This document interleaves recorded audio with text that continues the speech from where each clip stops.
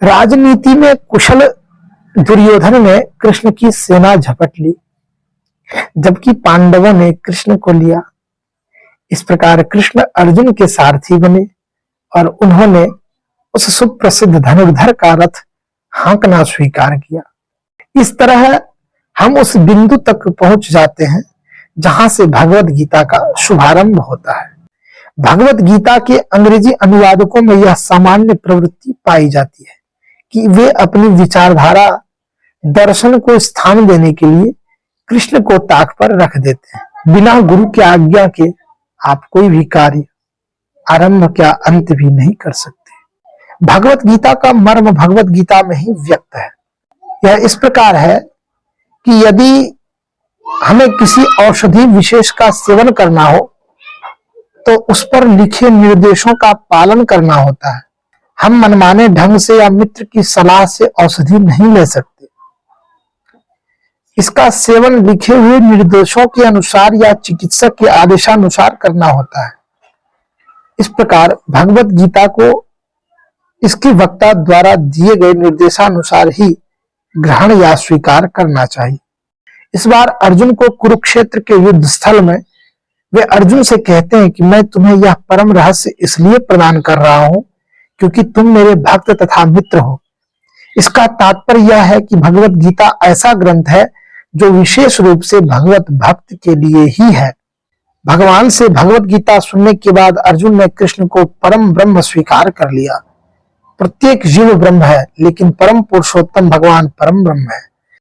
राधे राधे प्रिय सज्जनों, हर हर महादेव। कैसे हैं आप सब? आशा करते हैं आप सभी कुशल मंगल और स्वस्थ होंगे। कर्मकांड बाय आचार्य आशुतोष इस चैनल में आप सभी का स्वागत है। आज हम सभी इस वीडियो में श्रीमद् भगवद गीता की भूमिका के बारे में जानेंगे और इसी चैनल पर आपको संपूर्ण श्रीमद् भगवद गीता सुनने को मिलेगा, सीखने को मिलेगा। इसलिए आप चैनल से अवश्य जुड़े रहें और जितना भी वीडियो मैं आपके समक्ष लाऊंगा उसे आप ज़्यादा से ज़्यादा सपोर्ट करें, लाइक करें और सभी सनातनी तक वीडियो पहुंचाएं, शेयर करें। और चैनल पर अगर आप पहली बार आए हैं तो सब्सक्राइब कर लें, बेल आइकन को प्रेस कर दें, तभी सारे अपडेट सबसे पहले आप तक पहुंचेंगे। तो चलिए आज श्रीमद् भगवत गीता की भूमिका के बारे में पार्ट 1 यानी भाग 1 के बारे में जानेंगे। शुरू करते हैं। श्रीमद् भगवद गीता। गीता सुगीता कर्तव्या किमन्यैः शास्त्र विस्तरैः या स्वयं पद्मनाभस्य मुख पद्माद्विनिः श्रुता। चूंकि भगवद गीता भगवान के मुख से निकली है, अतएव किसी को अन्य वैदिक साहित्य पढ़ने की आवश्यकता नहीं रहती। उसे केवल भगवद गीता का ही ध्यान पूर्वक तथा मनोयोग से श्रवण और पाठन करना चाहिए। सज्जनों, वर्तमान युग में लोग सांसारिक कार्यों में इतने व्यस्त हैं कि उनके लिए समस्त वैदिक साहित्य का अध्ययन कर पाना संभव नहीं रह गया है, परंतु इसकी आवश्यकता भी नहीं है। केवल एक पुस्तक, एक ग्रंथ जो साक्षात भगवान के मुख से निकली हुई वाणी है, श्रीमद् भगवद गीता ही वह पर्याप्त है। क्योंकि यह समस्त वैदिक ग्रंथों का सार है और इसका प्रवचन भगवान ने ही किया है। कहा गया है, भारतामृत सर्वस्वम विष्णुवक्त्राद्विनिसृतम गीता गंगोदकम पीत्वा पुनर्जन्म न विद्यते।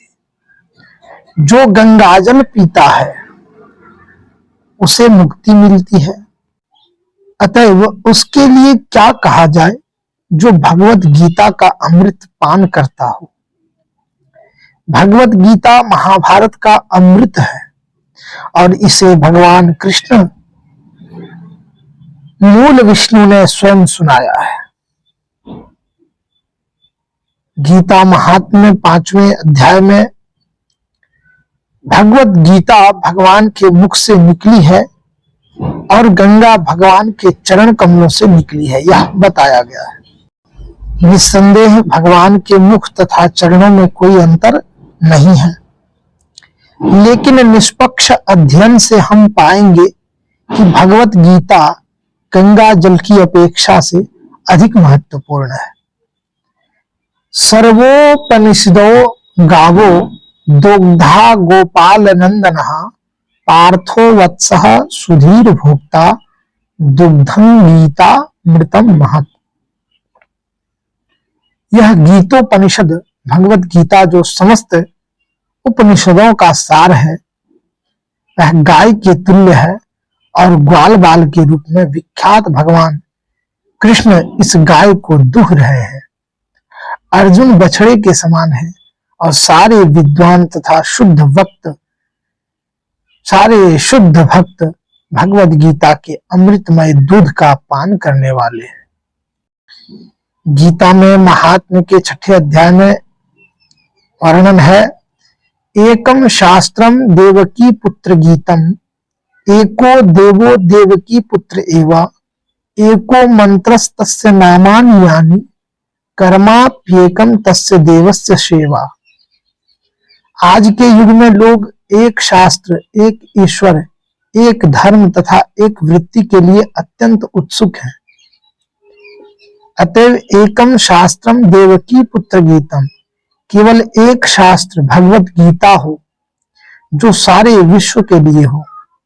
एको देवो देवकी पुत्र एवा, सारे विश्व के लिए एक ईश्वर हो श्री कृष्ण। एको मंत्रस्तस्य नामानि यानि, और एक मंत्र, एक प्रार्थना हो उनके नाम का कीर्तन। हरे कृष्णा कृष्ण कृष्ण हरे हरे, हरे राम राम राम हरे हरे। कर्माप्येकम तस्य देवस्य सेवा, और केवल एक ही कार्य हो, भगवान की सेवा। श्रीमद् भगवत गीता यह इस प्रकार से इसका वर्णन है। श्रीमद् भगवत गीता में कुल 18 अध्याय हैं। पहले अध्याय में कुरुक्षेत्र युद्ध स्थल में सैन्य निरीक्षण वगैरह है, जैसे शक्तिशाली योद्धा अर्जुन युद्धाभिमुख विपक्षी सेनाओं में अपने निकट संबंधियों, शिक्षकों तथा मित्रों को, अपने सगे संबंधियों को युद्ध में अपना अपना जीवन उत्सर्ग करने के लिए जब देखते हैं, वह शोक तथा करुणा से अभिभूत होकर अपनी शक्ति खो देते हैं। उनका मन मोहग्रस्त हो जाता है और वह युद्ध करने के अपने संकल्प को त्याग देते हैं। वह भगवान कृष्ण से कहते हैं, केशव, मैं किस प्रकार से युद्ध करूंगा? यह सारे जो हैं यह तो मेरे अपने हैं, सगे संबंधी हैं, हमारे गुरु हैं। मैं गुरु से बताओ कैसे युद्ध कर सकता हूं? इस प्रकार कहकर वह शस्त्र त्याग देते हैं। यह प्रथम अध्याय में इसका वर्णन है।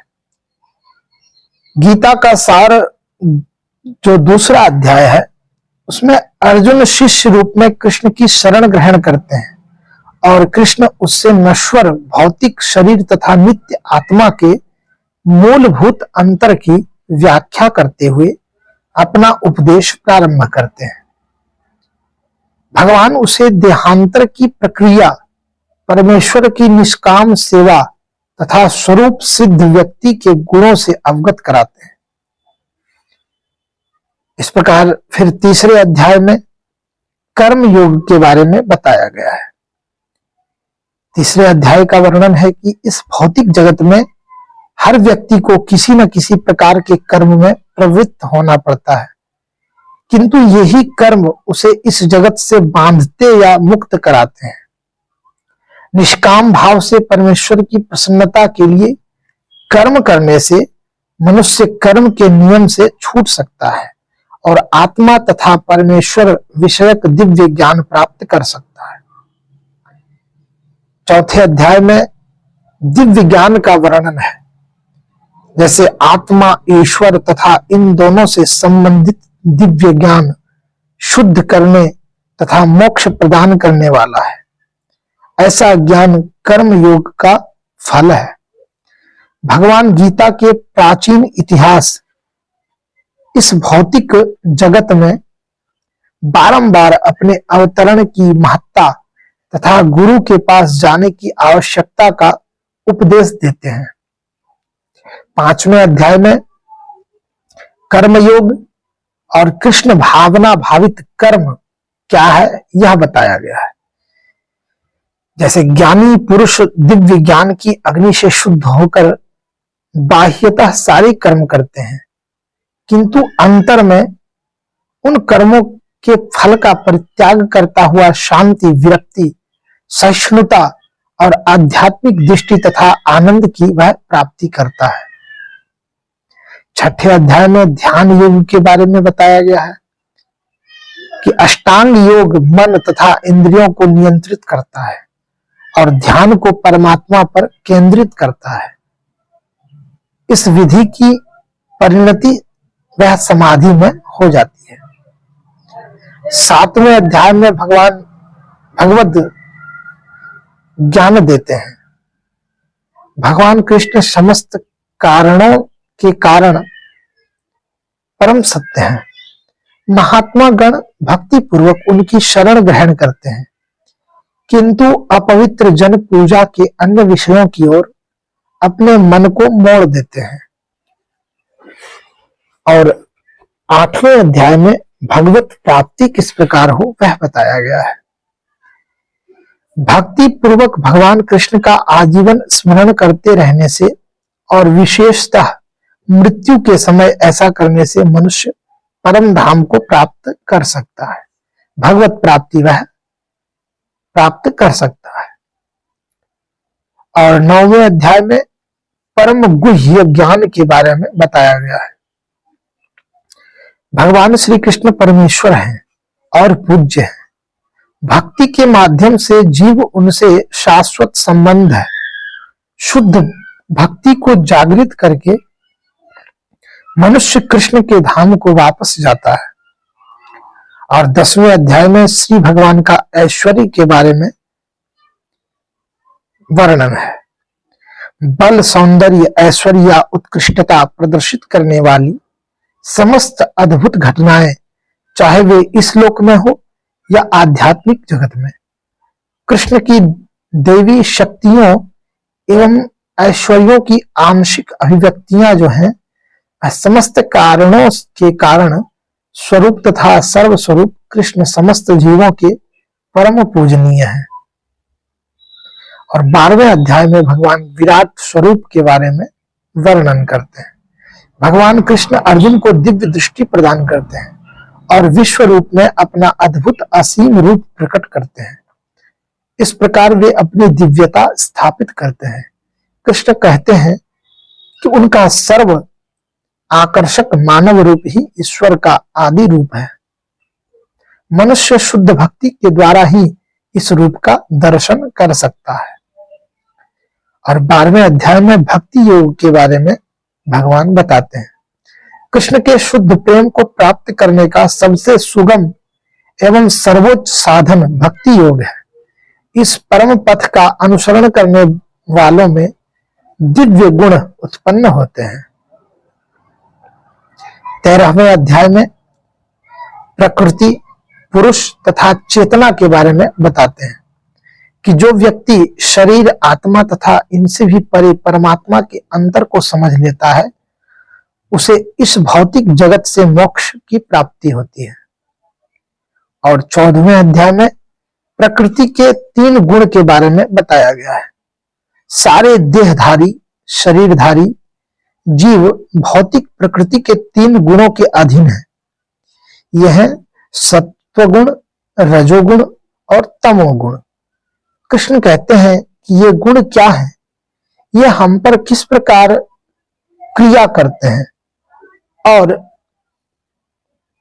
कोई इनको कैसे पार कर सकता है, और दिव्य पद को प्राप्त व्यक्ति के कौन कौन से लक्षण हैं।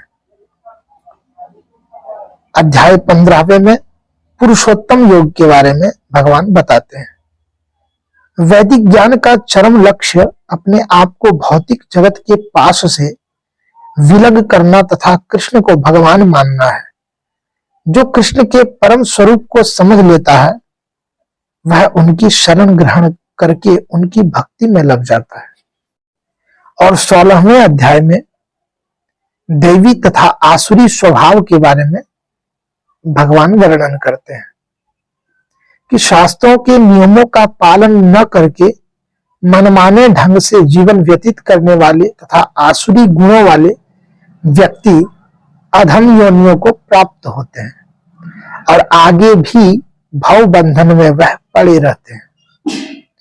किंतु दैविक गुणों से संपन्न तथा शास्त्रों के आधार पर नियमित जीवन बिताने वाले लोग आध्यात्मिक सिद्धियां प्राप्त करते हैं और उनका इहलोक और परलोक सिद्ध हो जाता है। 17वें अध्याय में श्रद्धा के विभाग के बारे में वर्णन है। भौतिक प्रकृति के 3 गुणों से 3 प्रकार की श्रद्धा उत्पन्न होती है, रजोगुण, तमोगुण। यह रजोगुण तथा तमोगुण में श्रद्धा पूर्वक किए गए कर्मों से अस्थायी फल प्राप्त होते हैं, जबकि शास्त्र सम्मत विधि से सत्व गुण में रहकर संपन्न कर्म हृदय को शुद्ध करते हैं। ये भगवान कृष्ण के प्रति शुद्ध श्रद्धा तथा भक्ति उत्पन्न करने वाले होते हैं।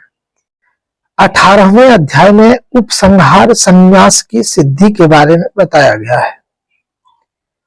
कृष्ण वैराग्य का अर्थ और मानवीय चेतना तथा कर्म पर प्रकृति के गुणों का प्रभाव समझाते हैं। वे ब्रह्म अनुभूति, भगवत गीता की महिमा तथा भगवत गीता के चरम निष्कर्ष को समझाते हैं। यह चरम निष्कर्ष यह है कि धर्म का सर्वोच्च मार्ग भगवान कृष्ण की परम शरणागति है एवं पूर्ण प्रकाश प्रदान करने वाली है और मनुष्य को कृष्ण के नित्य धाम को वापस जाने में समर्थ बनाती है। इस प्रकार से श्रीमद् भगवत गीता का 18 अध्याय का भांति भांति प्रकार से वर्णन है और 18 अध्याय में भगवान पूरी श्रीमद् भगवत गीता में वह सब कुछ बताते हैं जो एक जीवधारी को प्रशस्त कर सके। असली मोटिवेशन अगर कुछ है तो यह श्रीमद् भगवत गीता है सज्जनों। श्रीमद् भगवत गीता एक ऐसा मोटिवेशन है कि आप एक बार अगर श्रीमद् भगवत गीता का आश्रय ले लेते हैं तो फिर आपको किसी का मोटिवेशन सुनने की आवश्यकता नहीं पड़ेगी। प्रिय सज्जनों, आप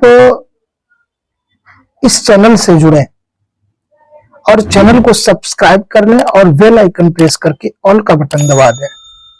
अगर आप बेल आइकन प्रेस करेंगे तो जितनी भी नोटिफिकेशन इस चैनल के जरिए आएगा वह सब कुछ सबसे पहले आपको प्राप्त होगा। इस चैनल पर मैं पूरी श्रीमद् भगवत गीता आपको श्रवण कराऊंगा। आप इस चैनल से जुड़े रहें और लाइक करें, वीडियो को ज्यादा से ज्यादा शेयर करें, लाइक करें और सभी तक वीडियो को, सभी सनातनी तक वीडियो को पहुंचाएं। आज श्रीमद् भगवत गीता के यह कुछ बातें हमने आपको बताई।